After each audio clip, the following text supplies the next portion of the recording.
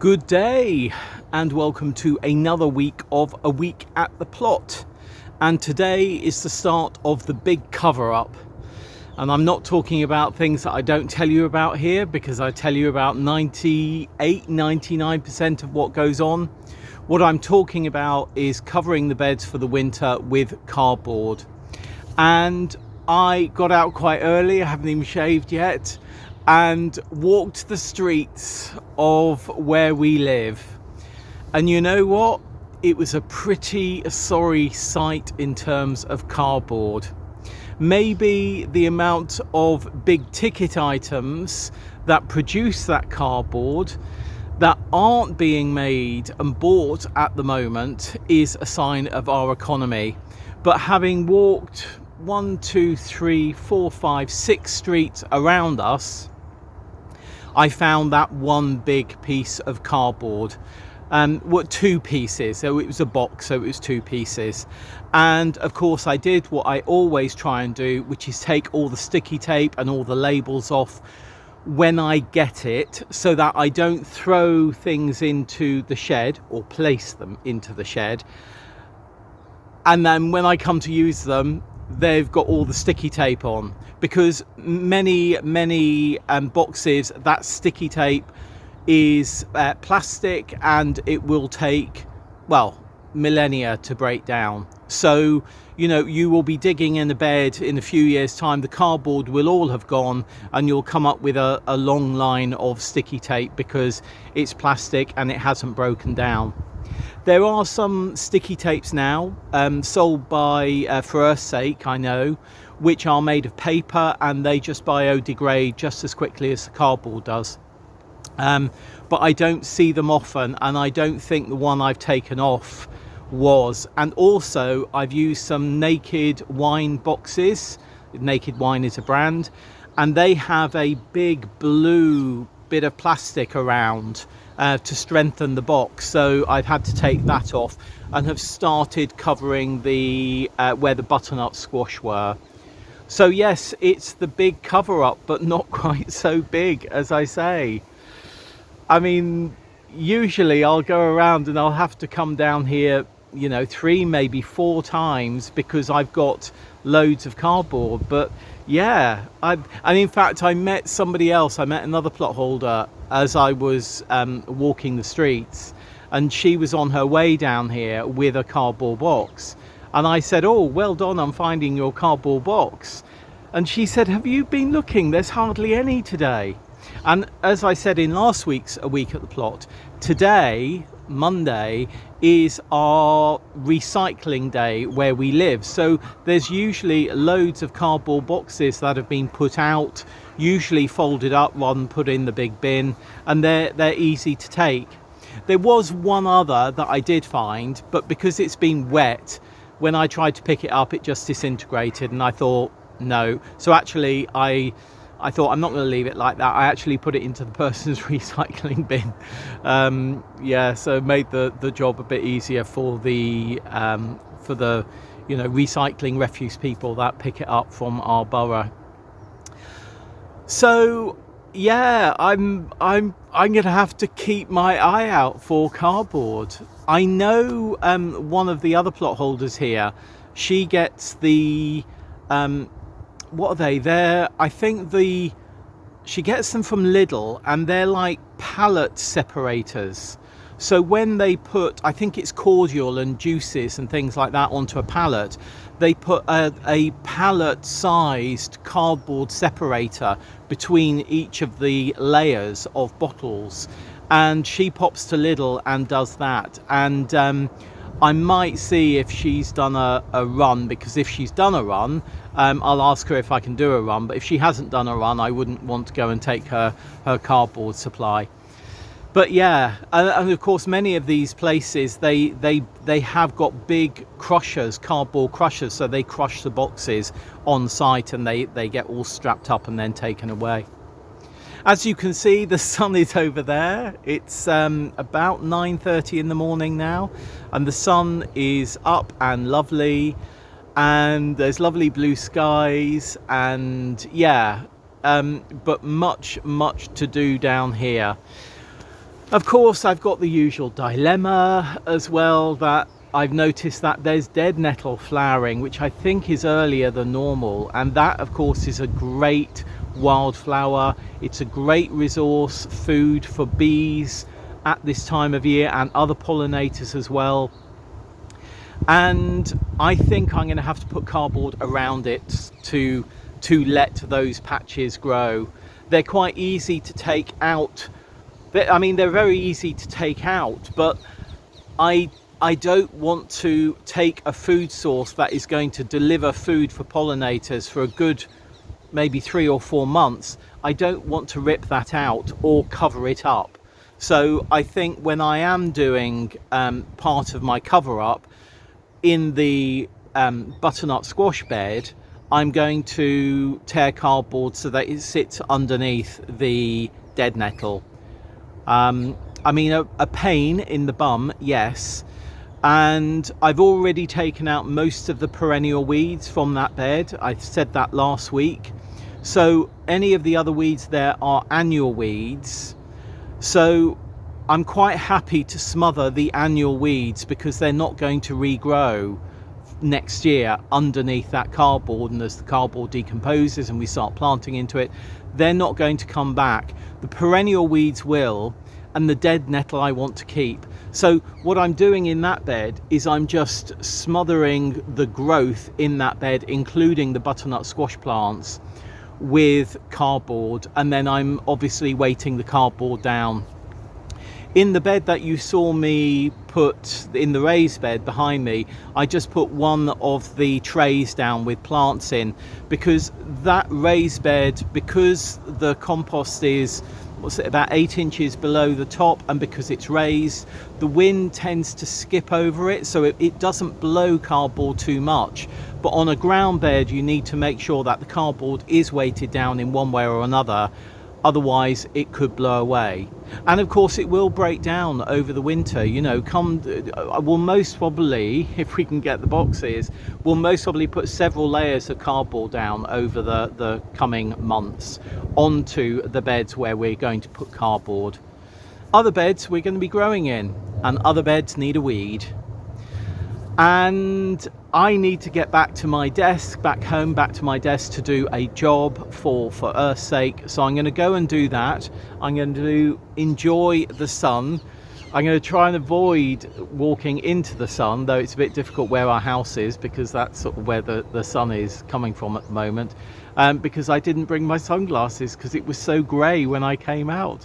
I thought it was going to rain, and there we are. We've got glorious sunshine.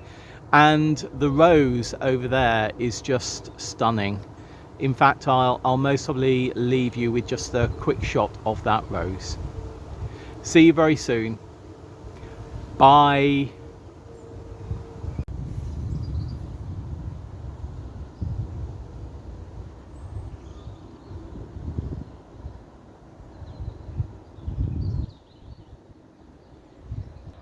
Is there something over there?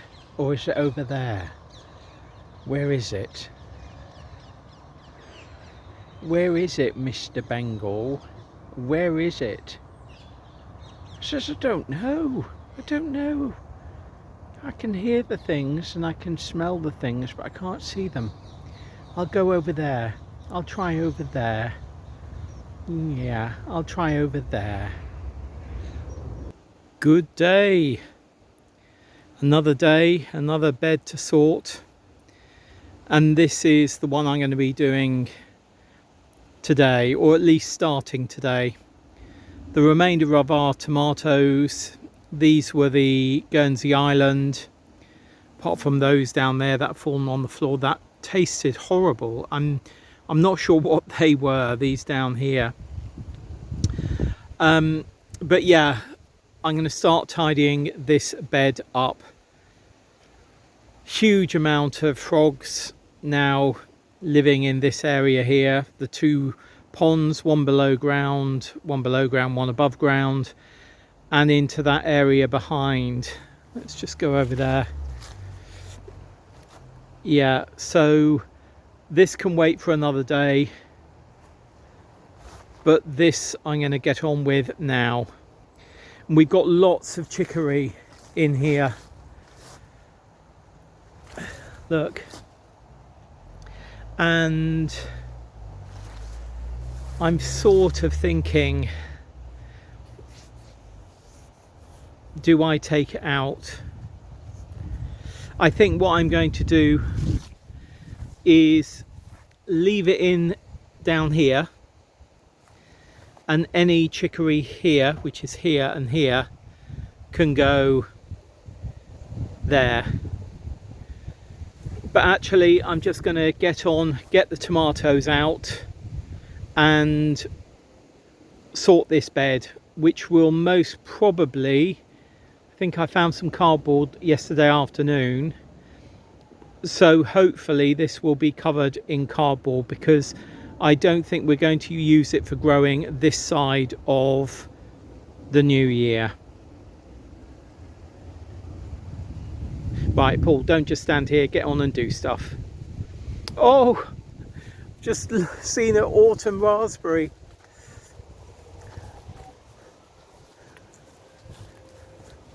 Look.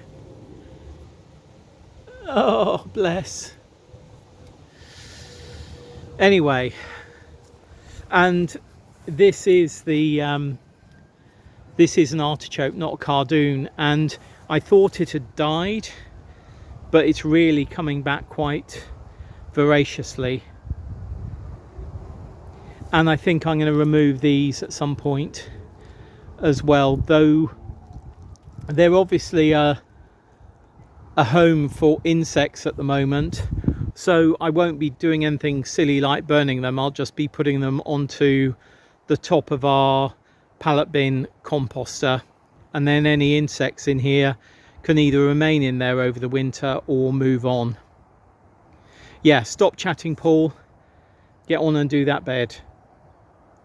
So that has been weeded, and the 3 chicory that were beyond this point, so this is chicory here, but there was some chicory over here, I've moved up to the front here, and there's another one in there.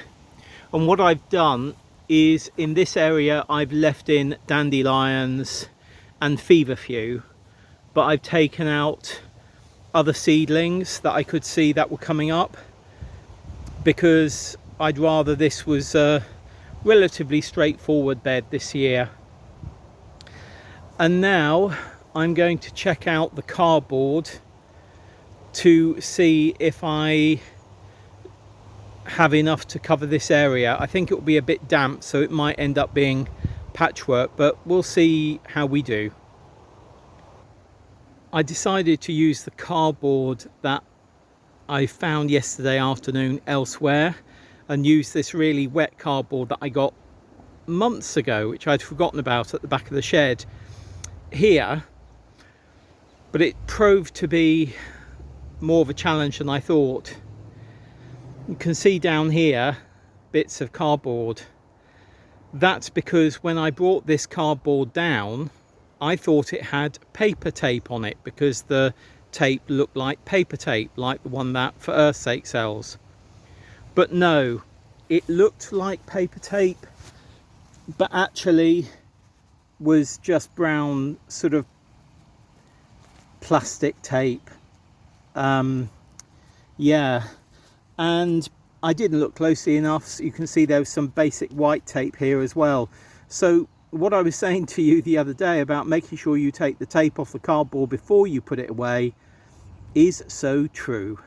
And I didn't do it on this occasion. The other thing I found, yeah, oh look, you can see it more easily here. Can you see that glue? This glue here. This glue is just disgusting. You may remember, there's some more of it there. You may remember that I had a find in one of the beds with something that I thought was chewing gum. It wasn't chewing gum. In the heat, this type of glue had basically turned into like a chewing gum. It had become liquefied. This is obviously solidified, but it become liquefied and was really, really sticky and horrible to get out of the soil. So again, if you see any glue on cardboard that you're going to use, particularly if it's like this hard glue, remove, because it's not going to do your bed or you any good when you come to sort it out. Anyway, I put some trellis on there just for the time being. It's an old piece of trellis and is breaking down itself, but that will just hold it down until I can find something else to hold it down with. Right, it's really been a mixed day today, sun-wise, and now it's quite sunny. This morning I was at my desk finishing off a Guernsey gardener in London, the piece that I'm writing for the Guernsey Press, so that will be going off to them shortly. And that reminds me, before I go, I need to take a couple of photos, so that's what I'm going to do. See you very soon. Bye. Good day. And it's a rather glorious day, I have to say. Pretty breezy, but the sun is out and it's glorious, so that's lovely. I've done another hunt of the streets around me and I am still finding no serious quantities of cardboard.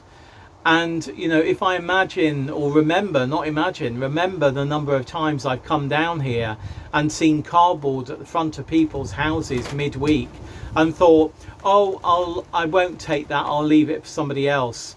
You know, boy, do I wish I'd been a bit more selfish then and just brought it down myself, because I can't find any, and I really need to cover up areas. You know, I absolutely do. That's the name of this week, really.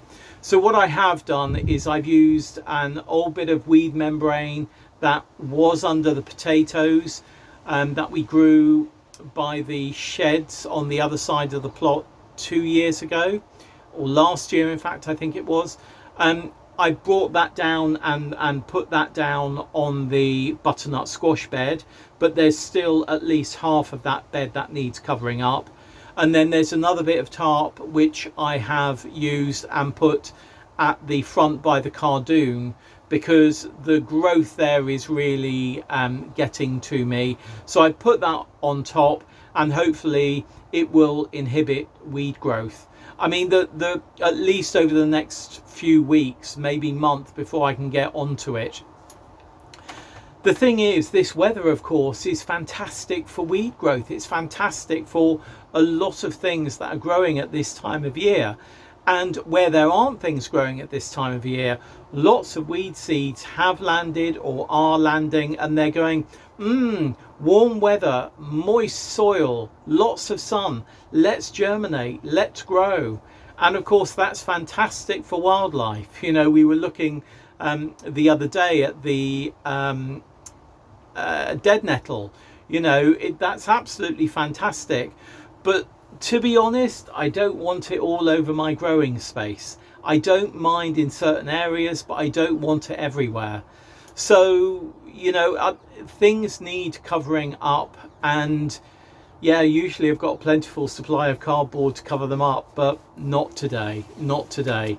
Hopefully next week I'll be able to find more cardboard, and then the week after get on top of things. We will see how it goes. But what I have been asked is how the AGM went last week. So if you watched last week's A Week at the Plot, you'll remember that it was our AGM, annual general meeting, on Saturday. And I was quite anxious because I have anxiety issues about talking in front of groups of people, even though there may be people that I know really well, like, you know, plot holders down here. Well, I'm glad to say it was just a fantastic AGM. It really was. Everybody who commented, they were commenting on things in a positive way, and that's always good. And I'm also glad to say that as an allotment association, we now have a new revised handbook, which is great. when I moved over from the community gardens years ago, what's that, 5 years ago now? At that point, the then committee were trying to get a new handbook through, and actually the handbook, it was more about tweaks. Things were being tweaked rather than changed, and I took on board last year the fact that the handbook hadn't really been changed for many years. So we set about and we had a small handbook committee, and over the past year we've worked on that handbook, and basically the handbook has been brought to be fit for use for today. That's basically it. It's fit for use.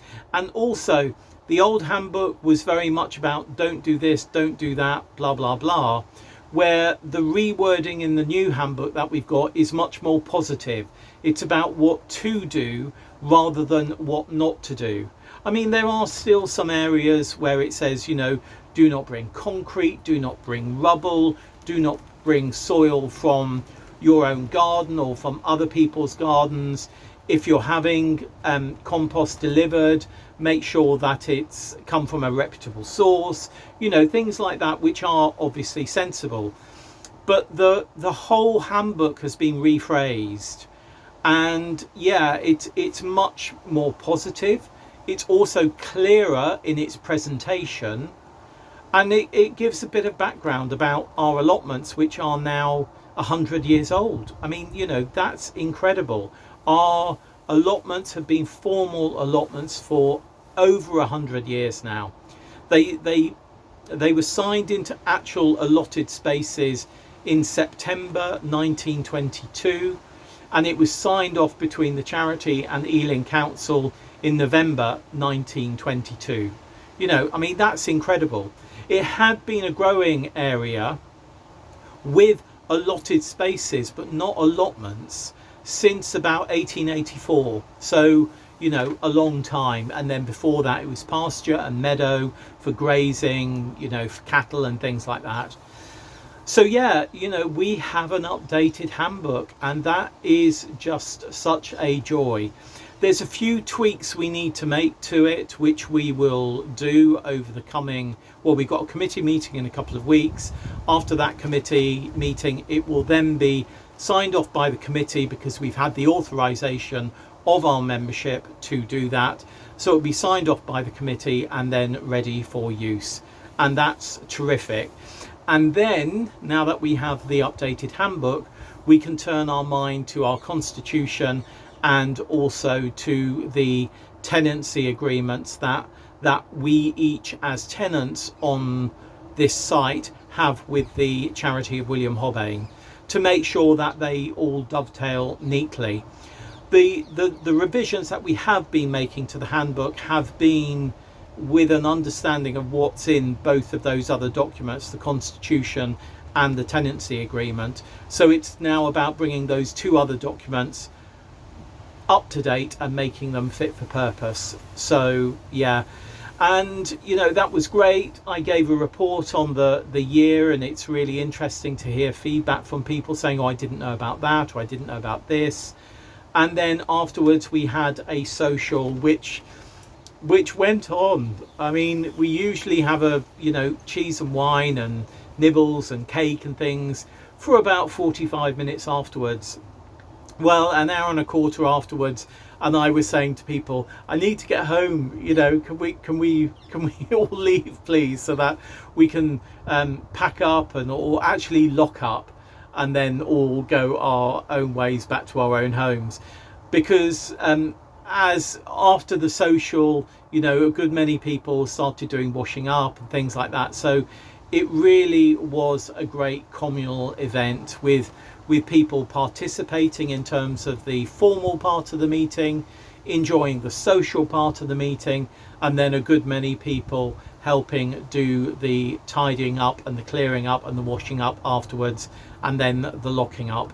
So yeah, it was a really good day. So I'm pleased about that. And I'm just going to do some pottering now. That's it for me for this week. I've got other things I need to get on with, and one of the writing courses I need to catch up a little bit with what I'm doing on that. And I've also been asked to write another piece for somebody else, for a magazine that somebody else is doing. And yeah, that's great, you know, that's super. So I'm going to say goodbye on this glorious afternoon, and I will see you very soon for more a week at the plot segments of what I am doing here. Not what I am doing here, it's not a sort of philosophical thing, just what I am doing at the plot, which next week is going to be a little less than normal. We do have our bonfire social next week as well, it being the 5th of November. So that will be an eventful day. We'll have a work party down here. We'll be building the bonfire on the day, because of course it's really important you don't build bonfires in advance of the day that you're going to be lighting them, because if you do, there is an opportunity then for wildlife, hedgehogs, things like that to get in, and of course when you set that bonfire on fire, they're not going to be able to get out. So yes, if you're having a bonfire yourself, please make sure you build it on the day, you keep wildlife away, and then you can have an enjoyable, guilt-free, well, maybe not guilt-free because of smoke, but guilt-free in terms of wildlife in your bonfire. Yeah. Right, I'm starting to ramble and I'm going to stop. So I will see you very soon. Bye.